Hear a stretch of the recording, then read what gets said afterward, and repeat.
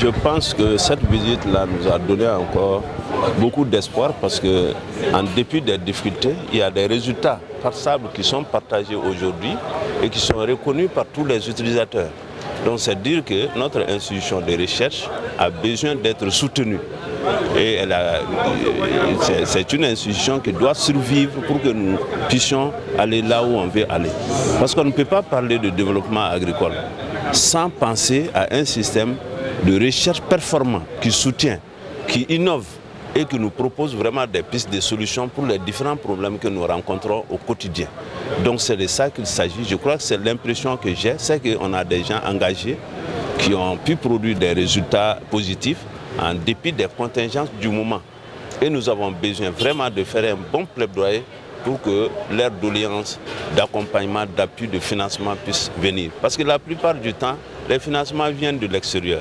Alors il faudrait que l'on cherche à inverser cette tendance pour que l'État même puisse imposer des programmes aux chercheurs.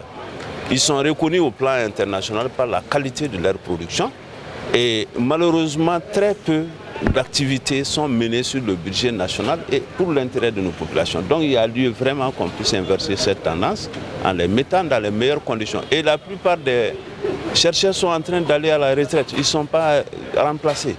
Donc ce remplacement aussi doit être vraiment une préoccupation de nos jours.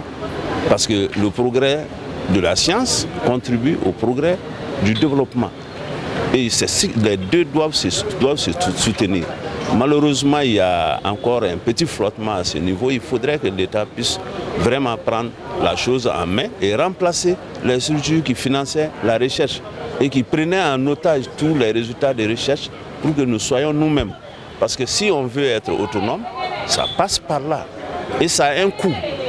On ne peut pas dire qu'on veut être autonome et ensuite dépendre des gens. Donc que l'État aussi puisse voir comment on peut soutenir cette institution-là pour qu'elle soit vraiment au service du développement national.